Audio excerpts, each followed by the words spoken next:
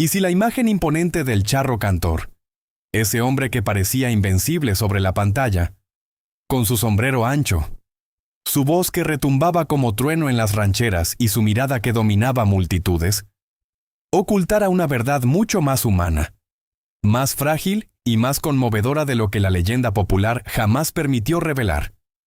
Y si todo lo que creímos saber sobre la rivalidad feroz entre Jorge Negrete y Pedro Infante no fuera más que una cortina de humo levantada por la prensa sensacionalista de 1980, los años 50 para vender boletos y generar chismes en los cafés de la Ciudad de México, mientras en la sombra de los hospitales y los camerinos se tejía una historia de respeto mutuo, de deudas pendientes y de un gesto final que desnudaba el alma de dos ídolos que el pueblo mexicano elevó al altar, pero que en el fondo eran solo hombres cargando con sus propios demonios internos. Imagínate por un segundo al gran Jorge Negrete, el teniente de caballería convertido en estrella, el fundador de sindicatos que desafió a los productores más poderosos, el cantante que hizo llorar a naciones enteras con México lindo y querido, tendido en una cama de hospital en Los Ángeles, con el cuerpo devastado por una enfermedad silenciosa que llevaba años carcomiéndolo por dentro, y de pronto aparece en la puerta no un enemigo, sino Pedro Infante, el ídolo de Guamúchil, trayendo en sus manos un objeto tan simple, tan infantil, tan cargado de significado que en ese instante el tiempo se detiene, y dos leyendas del cine de oro mexicano se convierten en dos niños jugando en el suelo de una habitación estéril. Ese momento, ese único momento que nadie filmó pero que la hija de Jorge, Diana Negrete, guardó como el tesoro más sagrado de su memoria, es la verdadera confesión que nadie esperaba, la revelación que nadie se atrevió a contar con toda su crudeza emocional. No había odio, no había guerra de egos, solo dos hombres que se reconocían en el espejo del otro y que, en el umbral de la muerte, eligieron la ternura por encima del mito. Pero para entender ese instante final que todavía hoy estremece a quienes conocen la historia completa, hay que retroceder, hay que sumergirse en la vida de Jorge Alberto Negrete Moreno desde sus raíces más profundas, desde ese Guanajuato de 1911 donde nació el 30 de noviembre, uno de los 5 hijos del matrimonio entre el militar David Negrete Fernández y Emilia Moreno Anaya, en una familia que conocía las mudanzas constantes del ejército y las estrecheces económicas que marcaban la existencia de un oficial de rango medio en la posrevolución mexicana. Desde niño, Jorge creció entre el olor a pólvora de los cuarteles, las marchas militares que resonaban al amanecer y la disciplina férrea que su padre imponía como ley inquebrantable. El pequeño Jorge, con sus hermanos David, Consuelo, Emilia y Teresa, aprendió pronto que en esa casa las emociones se guardaban bajo llave y que la debilidad no tenía cabida. Sin embargo, en medio de esa rigidez castrense ya asomaba el alma artística que lo distinguiría para siempre. En las noches de San Luis Potosí o de la Ciudad de México, a donde la familia se trasladó para que los hijos tuvieran mejores oportunidades, el joven Jorge cantaba en voz baja canciones populares que escuchaba en la radio y soñaba en secreto con un juguete que nunca llegó, un tren eléctrico que simbolizaba para él la libertad de viajar sin órdenes ni uniformes, un deseo infantil que décadas después cobraría un significado devastadoramente poético. La educación formal llegó con el ingreso al prestigioso colegio alemán Alexander von Humboldt en la capital, donde el niño prodigio no solo destacó por su inteligencia sino por su facilidad para los idiomas, alemán, inglés, francés, italiano, sueco y hasta rudimentos de náhuatl se grabaron en su mente disciplinada, un bagaje cultural que pocos artistas de su generación poseían y que contrastaba violentamente con la imagen rústica de charro que luego proyectaría en pantalla. Pero el destino militar parecía escrito. Ingresó al heroico colegio militar y se graduó con honores como teniente de caballería y administración, un logro que llenaba de orgullo a su padre y que moldeó en él una personalidad de acero, recta, exigente consigo mismo y con los demás, capaz de comandar pero también de sufrir en silencio. Sin embargo, esa vida de uniformes y órdenes pronto comenzó a pesarle como una cárcel dorada. Las primeras frustraciones llegaron cuando descubrió que su verdadera pasión no estaba en los desfiles, sino en los escenarios improvisados de las fiestas familiares, donde su voz potente y afinada empezaba a llamar la atención de quienes lo escuchaban. Rechazos iniciales no faltaron. Intentos tempranos de entrar en el mundo del espectáculo fueron desestimados por su entorno militar, que veía en el canto una profesión indigna para un oficial. Y Jorge tuvo que luchar contra esa voz interna que le repetía que traicionaba el legado paterno cada vez que se escapaba a cantar en alguna tertulia.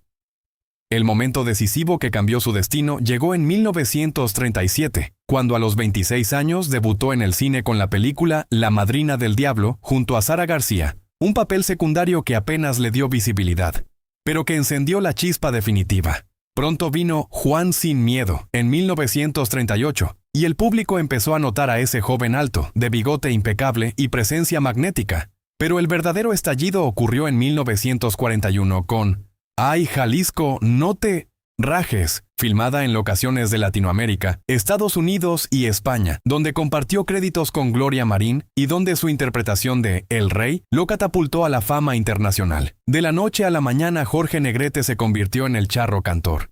El ídolo que llenaba teatros, que vendía discos a millones y que encarnaba el arquetipo del mexicano valiente, mujeriego, noble y cantor. Su ascensión fue meteórica. Películas como Historia de un gran amor, No basta ser charro, Jalisco canta en Sevilla, Allá en el Rancho Grande, Los tres alegres compadres, El peñón de las ánimas, Cuando los hijos se van, La norteña de mis amores, Siete mujeres para el mismo hombre, y muchas más, lo consolidaron como el rey indiscutible del cine de oro mexicano. Un hombre cuya voz grave y emotiva hacía que el público se levantara de sus asientos y coreara con lágrimas en los ojos. Cada rodaje era una batalla de perfeccionismo. Jorge llegaba al set con el traje de charro, impecable, ensayaba las canciones hasta la extenuación y exigía lo mismo de sus compañeros, porque para él el cine no era solo entretenimiento, era la representación digna de México ante el mundo. Sin embargo, detrás de esa gloria pública se escondían complejidades emocionales profundas. Sus relaciones amorosas fueron tan intensas y turbulentas como su carrera. En 1940 se casó con la actriz Elisa Christie, unión de la que nació su única hija, Diana Negrete, el gran amor de su vida y la guardiana, futura de sus memorias más íntimas. El matrimonio duró apenas 2 años, marcado por las ausencias constantes de las giras y los rodajes que lo llevaban de un país a otro. Luego vino la larga y apasionada relación con Gloria Marín entre 1946 y 1952, una pareja que compartió pantalla en varias cintas y que vivió un romance lleno de altibajos, celos y reconciliaciones que la prensa devoraba con avidez, pero que también revelaba el lado vulnerable de Jorge, un hombre que anhelaba estabilidad pero que su carácter fuerte y su entrega total al trabajo hacían difícil de alcanzar. En 1952, ya enfermo, aunque pocos lo sabían, contrajo matrimonio con María Félix, la Doña, en una boda que fue portada de todas las revistas y que representaba la unión de dos mitos vivientes. La ceremonia fue un evento de lujo en la Ciudad de México, con invitados de la élite artística, pero la felicidad fue breve porque la enfermedad ya avanzaba, y María estuvo a su lado cuidándolo con la fuerza que la caracterizaba, aunque el tiempo juntos fue corto y marcado por la preocupación mutua. Paralelamente a su éxito artístico, Jorge Negrete mostró una inteligencia y una fuerza moral que pocos le reconocen hoy. Fundó el Sindicato de Trabajadores de la Producción Cinematográfica de la República Mexicana y reorganizó la Asociación Nacional de Actores, luchando incansablemente por los derechos laborales de sus compañeros, enfrentándose directamente a los productores más poderosos que veían en él una amenaza a sus intereses.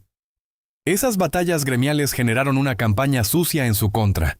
Rumores malintencionados de que despreciaba la música ranchera, de que provenía de familia aristocrática y de que había sido obligado a cantar ese género, todo diseñado para desacreditarlo y aislarlo. Jorge soportó esas calumnias con la misma disciplina militar de su juventud, respondiendo siempre con más trabajo y más solidaridad. Pagaba de su bolsillo tratamientos médicos para actores enfermos, defendía contratos injustos y organizaba reuniones donde escuchaba las quejas de los más humildes del set. Esa generosidad contrastaba con su imagen pública de hombre duro, creando un conflicto interno profundo.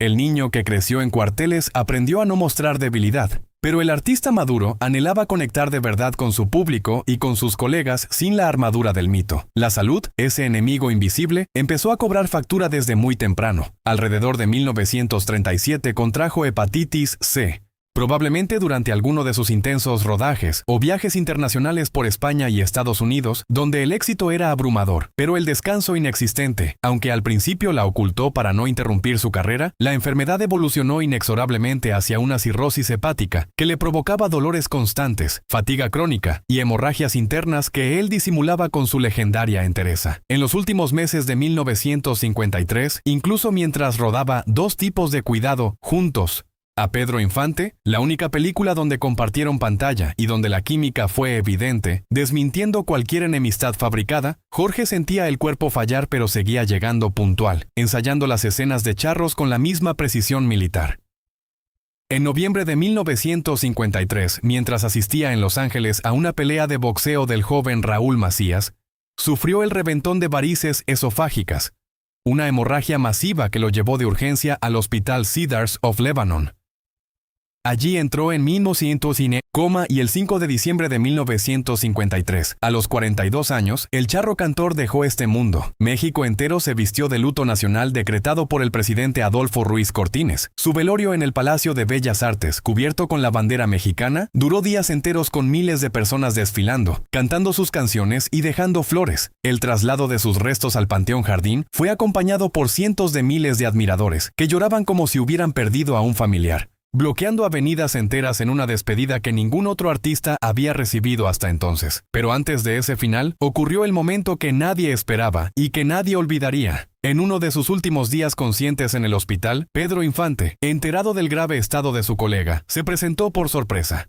No eran los mejores amigos, la prensa había vendido durante años una rivalidad que en realidad era solo competencia sana y mutuo respeto profesional. Pedro siempre había reconocido públicamente a Jorge como un maestro, y Jorge, en su rol sindical, había defendido los contratos de Pedro y lo había recomendado para papeles importantes. Ese día Pedro llegó con un regalo que nadie imaginaba, un tren eléctrico de juguete. Cuando Jorge lo vio, sus ojos se llenaron de lágrimas. Recordó de inmediato aquel deseo infantil nunca cumplido en las casas militares de su niñez, ese tren que simbolizaba la libertad que tanto anhelaba. Entre los dos, el charro cantor y el ídolo de Guamúchil armaron el tren sobre el suelo de la habitación y jugaron como niños durante un buen rato, riendo, haciendo sonar el silbato, olvidando por unos minutos las cámaras, los contratos y la muerte que acechaba. Pedro incluso le cantó un corrido en honor a su amigo. Ese gesto, tan simple y tan profundo, fue la verdadera confesión que la historia guardaba. No de secretos oscuros, sino de humanidad compartida, de dos hombres que se miraron sin máscaras y se reconocieron como iguales. Y es que la muerte de Jorge Negrete no solo cerró un capítulo personal, sino que marcó el final simbólico de una época dorada del cine mexicano, donde los estudios Churubusco y Azteca producían decenas de películas al año y donde figuras como él definían el imaginario nacional. Su funeral fue un evento sin precedentes. El presidente Ruiz Cortines ordenó duelo oficial.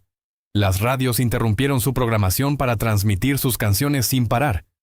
Y en las plazas de pueblos lejanos, la gente se reunía alrededor de altavoces para escuchar México lindo y querido, como un requiem colectivo. Cientos de miles de personas, desde obreros hasta intelectuales, desfilaron frente a su féretro en Bellas Artes, dejando cartas, flores y hasta sombreros charros como ofrenda. El cortejo fúnebre recorrió las principales avenidas de la capital bajo un mar de pañuelos blancos y llantos que se oían a cuadras de distancia. Su tumba en el Panteón Jardín se convirtió inmediatamente en lugar de menos en peregrinación, donde fans dejaban guitarras en miniatura y grabaciones de sus discos. Pero más allá del luto inmediato, su ausencia dejó un vacío artístico que el cine mexicano tardó años en llenar. Directores y productores reconocieron que sin su carisma y su voz única, muchas historias de charros y rancheras perdían su alma. Sus grabaciones, más de 150 canciones registradas en discos de 78 RPM que vendieron millones de copias, siguieron rotando en las radiodifusoras, convirtiéndose en banda sonora de bodas, fiestas patrias y momentos de nostalgia nacional. Canciones como La Bamba, El Rey, La Adelita, Cielito Lindo y por supuesto México lindo y querido, no solo se convirtieron en himnos, sino en declaraciones de identidad para generaciones que crecieron escuchándolas en las voces de sus padres y abuelos. Su influencia cultural trascendió las fronteras del cine y la música. El traje de charro que él popularizó con elegancia impecable, sombrero galoneado, traje bordado en plata, botas relucientes, se convirtió en símbolo oficial de la mexicanidad, usado en charreadas, desfiles y representaciones diplomáticas. Jorge no solo lo vestía en pantalla, era un charro auténtico que participaba en competencias ecuestres, montaba a caballo con la destreza de su formación militar y defendía la tradición como parte de su identidad. Esa autenticidad contrastaba con los rumores que la prensa sensacionalista difundía para dañarlo. Decían que era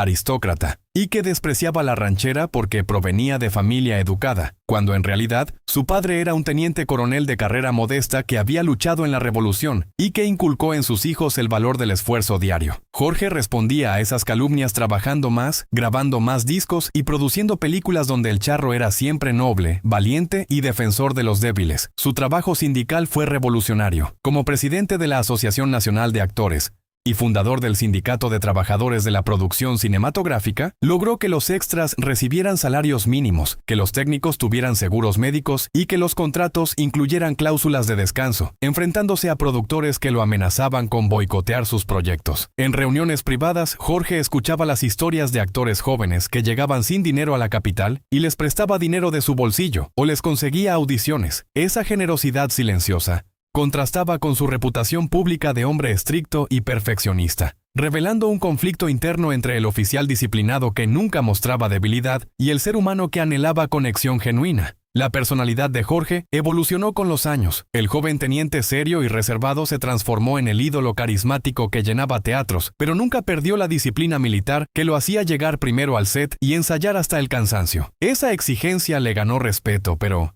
también aislamiento. En las giras por España en 1942 y 1943, donde el público lo ovacionaba de pie y los críticos lo llamaban el embajador musical de México, Jorge sentía la presión de representar a toda una nación, escribiendo cartas a su familia donde confesaba el agotamiento, pero también el orgullo. En Estados Unidos, durante promociones en Hollywood, compartió escenario con estrellas internacionales y aprendió a moverse en mundos sofisticados gracias a su educación poliglota, pero siempre regresaba a México con la humildad del que sabe que su público está en los pueblos y no en los salones de lujo. Los conflictos internos eran constantes. La fama lo aislaba. Los rumores lo herían. La enfermedad lo debilitaba en silencio. Y sin embargo, encontraba fuerza en su hija Diana, a quien dedicaba canciones y a quien prometía en cartas que algún día tendrían tiempo para jugar como una familia normal. Esa dualidad, el hombre público invencible y el privado vulnerable, es lo que lo hace tan humano hoy, 70 años después, cuando el cine mexicano enfrenta nuevos desafíos y su figura se estudia en universidades como ejemplo de artista integral, cantante, actor, productor, líder gremial y defensor cultural. En la memoria colectiva actual, Jorge Negrete sigue siendo el charro cantor por excelencia, el hombre cuya voz elevó la ranchera a arte universal y cuya imagen definió el estereotipo positivo del mexicano en el mundo. Hay estatuas suyas en Guanajuato, su ciudad natal, y en la Alameda Central de la Ciudad de México. Museos exhiben sus trajes originales, sus guitarras y cartas personales. Documentales y series modernas reconstruyen su vida sin adornos, mostrando tanto sus triunfos como sus luchas. Cantantes contemporáneos como Alejandro Fernández, Pepe Aguilar y hasta grupos de regional mexicano citan su legado como inspiración, versionando sus canciones en estadios llenos. Pero el verdadero legado va más allá de lo visible. Es el ejemplo de un hombre que usó su fama para mejorar las condiciones de sus compañeros, que nunca vendió su integridad pese a las campañas en su contra, que en la cima del éxito recordó su infancia pobre y se emocionó con un tren de juguete. Las consecuencias psicológicas de esa vida bajo los reflectores fueron profundas. La necesidad constante de proyectar fuerza lo llevó a ocultar sus dolores físicos y emocionales, creando un aislamiento que solo rompían momentos como el encuentro con Pedro. Esa vulnerabilidad escondida es lo que hoy nos conmueve, porque en un mundo de redes sociales donde la fama es instantánea y superficial, su historia nos recuerda que los ídolos verdaderos sangran, sueñan y encuentran redención en gestos sencillos de amistad. Su trayectoria nos enseña que la grandeza no está en la perfección, sino en la perseverancia, en la generosidad y en la capacidad de reconocer al otro como igual, incluso cuando todo parece perdido. Por eso, si esta historia te ha removido algo por dentro, si sientes que merece ser recordada sin adornos ni mentiras, suscríbete ahora mismo a este canal para que sigamos desenterrando las verdades reales que hacen grande nuestra cultura. Dale like a este video si crees que el respeto entre leyendas vale más que cualquier rivalidad inventada. Compártelo con quien ame el cine mexicano auténtico y quédate siempre atento porque cada semana revelamos historias como esta, profundas, humanas y eternas. Jorge Negrete no murió del todo aquel 5 de diciembre de 1953. Vive cada vez Que alguien escucha su voz y recuerda que detrás del charro inmortal había un hombre que, en su lecho de muerte, encontró en un tren de juguete la infancia que la fama le había robado. Gracias por llegar hasta aquí. México sigue cantando gracias a ellos.